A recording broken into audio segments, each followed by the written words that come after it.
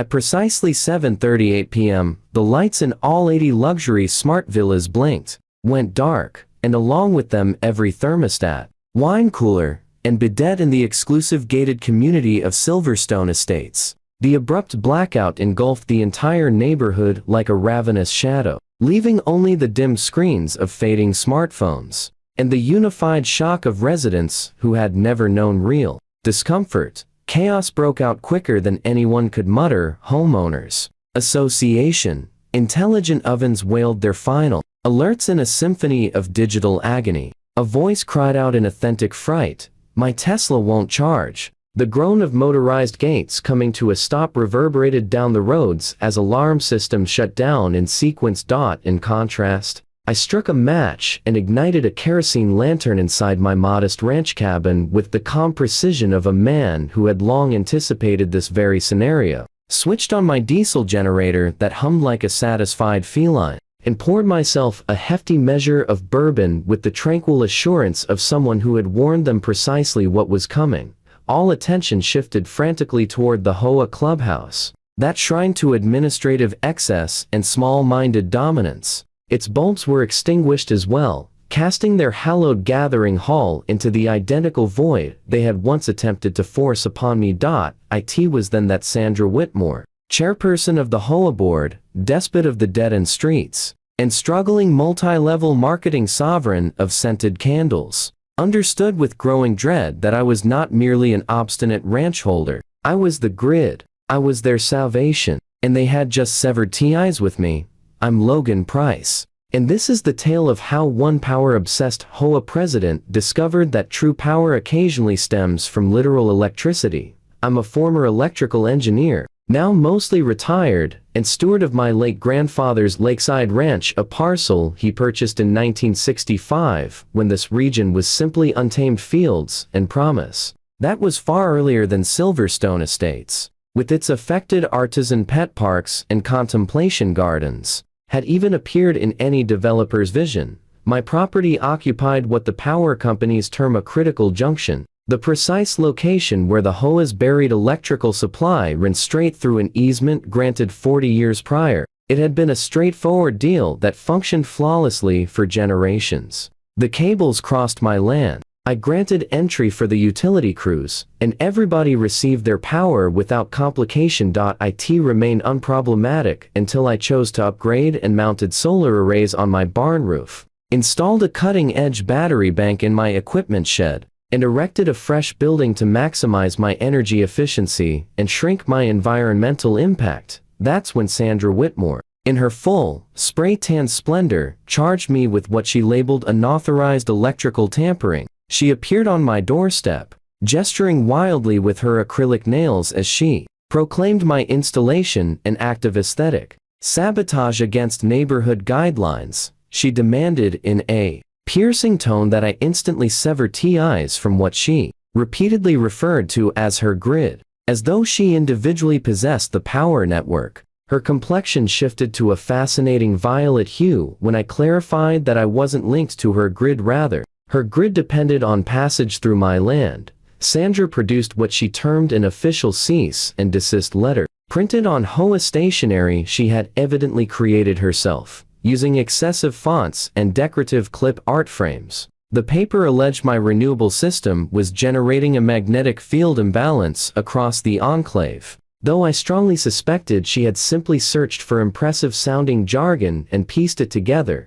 She maintained that the mere glimpse of my battery inverter, scarcely noticeable from the street, undermined the enclave's meticulously crafted rustic elegant atmosphere. When I noted that her own residence featured a satellite dish roughly the diameter of a child's wading pool, she puffed up and insisted that it was acceptable because it had been painted beige to blend with her siding. She'd levied a $100 daily penalty for violation of aesthetic rules that she appeared to invent on the spot. The citations grew ever more imaginative, listing offenses such as irregular electron circulation patterns and neglect of visible electrical coherence. I attempted to clarify, as courteously as my tolerance permitted, that my configuration did not merely supply my ranch Because of the aging infrastructure the HOA had ignored for years and a lapsed service agreement with the utility provider that they had seemingly overlooked. My array was, in fact, steadying and supporting the whole HOA network.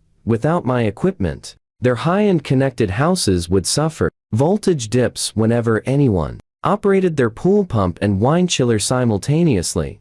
Sandra countered my engineering details by hiring what she described as an impartial energy advisor who resembled a vendor of herbal supplements at medieval reenactments and likely subscribed to theories that wireless signals cause tumors. This fellow and I employ the term generously strolled across my land, wielding what looked like a doctored metal detector while emitting worried murmuring sounds. Following an hour of this theatrics, he pronounced my acreage unbalanced and afflicted with profound electrical energy misalignment. I clenched my jaw so fiercely that I drew blood to avoid bursting into laughter right in his presence. 2 days afterward, lacking any lawful basis or due notification, they coordinated with a contact at the utility provider to disconnect my electricity. The delicious irony escaped no one, least of all me. To accomplish it, they had to circumvent their own easement, spawning what would soon prove a costly headache for them.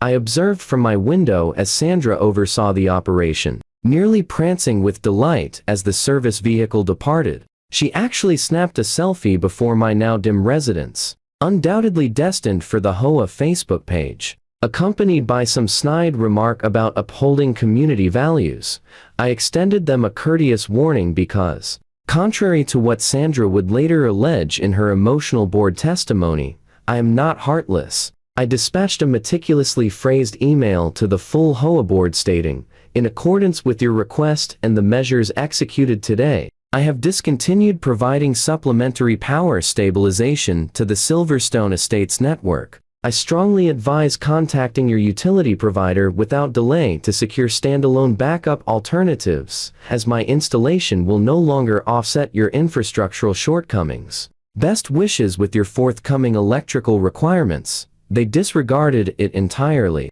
Sandra Evan replied all with a solitary thumbs-up emoji, which I promptly printed and framed as a keepsake.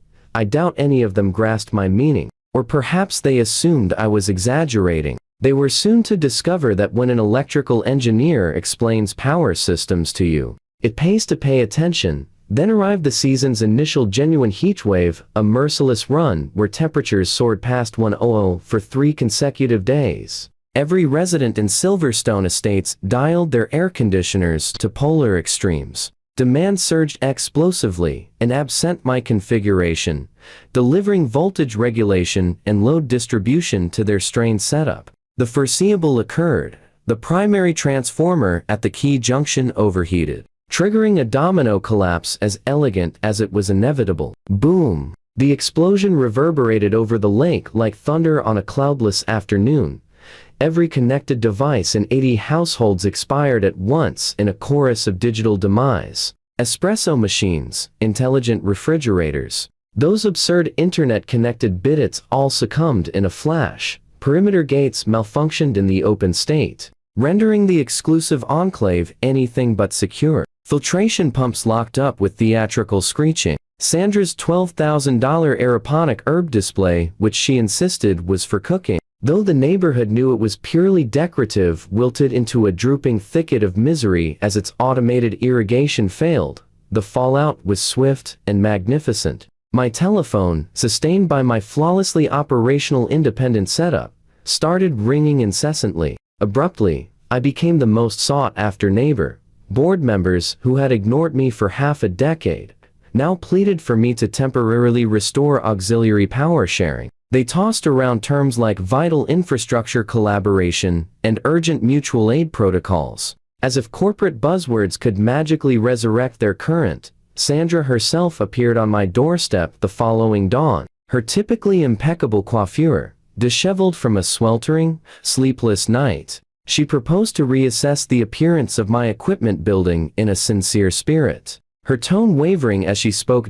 In the background, a procession of exasperated Tesla drivers had realized their premium electric cars had become pricey yard decorations. The pleading in her gaze nearly stirred pity in me. Nearly. The HOA's on-call electrician, a seasoned professional who truly understood the trade, examined the easement junction and the chaos they had wrought attempting to reroute around my land. He shook his head deliberately and informed them with thinly veiled astonishment, "You instructed the person steadying your entire network to cease. That's why everything crashed so spectacularly. Count yourselves fortunate it didn't affect the surrounding areas." The urgent repair quote totaled $200,000, excluding reimbursement for countless destroyed connected appliances. The power company further notified them that their lapsed service agreement required renewal at present-day pricing 3 times their previous rate.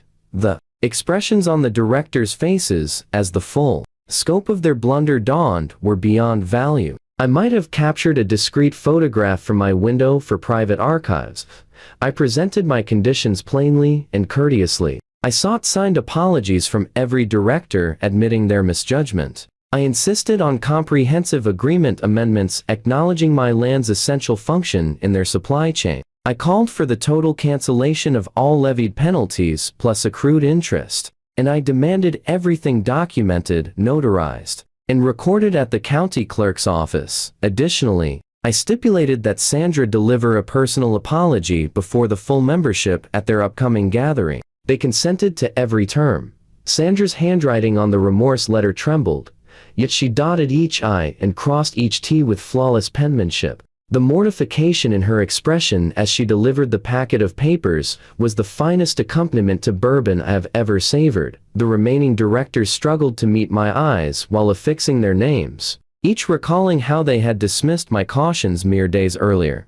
I restored service gradually, with the flair of a seasoned conductor, one sector at a time, inserting deliberate intervals for effect. I began with the clubhouse, then progressed through the streets, prioritizing those who had treated me most kindly over time. Sandra's cul-de-sac inexplicably ranked dead last, a detail she registered but wisely left unmentioned, the gratitude evident as lights reignited throughout homes bordered on heartwarming. Sandra attempted to express appreciation before the assembled board at the subsequent session, dutifully fulfilling my mandate for public contrition. Her scripted remarks about gaining important insights into facility oversight resembled a coerced confession. Upon conclusion, I rose and presented her with a bill for my newly established advisory services. The chamber fell hushed as she scanned the figures, her complexion draining through various pallors.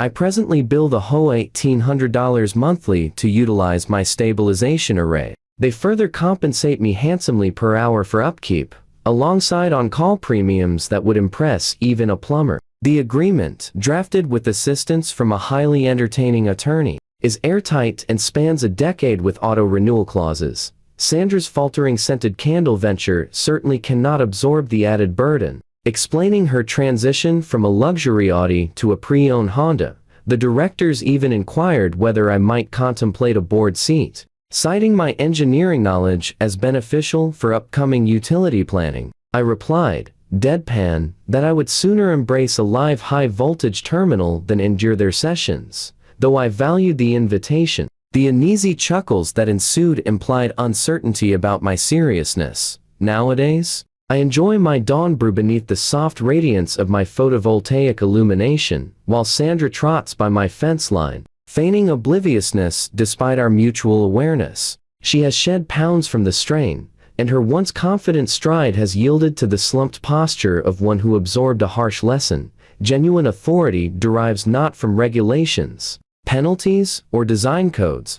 The upscale residences of Silverstone Estates now operate seamlessly, their serenity and luxury sustained by the very individual they once sought to disconnect. Each recurring payment deposited into my account reinforces that the sweetest retribution is sheer indispensability. The transformer purrs reliably across my terrain, and I have affixed a modest sign beside it declaring essential infrastructure. Refrain from provoking the proprietor. At the most recent HOA assembly I visited solely for amusement, they debated fresh policies promoting courtesy toward residents hosting key utility pathways. Sandra was obliged to recite the motion aloud, her delivery faltering on the phrase, indispensable community allies.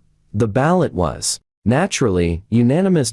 As the session adjourned, she hurried past me, yet not before I overheard her whisper a vow never again to challenge an engineer. The ultimate blow to Sandra's pride arrived when regional media covered the saga. The banner, HOA leaders botched power maneuver costs enclave thousands, featured an unflattering snapshot of Sandra taken during the outage. The piece exploded across online forums dedicated to Association Nightmares, enshrining Sandra as the emblem of executive excess. She endured official reprimand from the overseeing organization and was ousted in the subsequent ballot by a tally of 79-1. Her solitary supportive vote appeared half-hearted even to her. She lingered at the lectern as the outcome was announced, lips parting and closing silently like a stranded fish, struggling to accept that her era of dominance had concluded in utter abasement.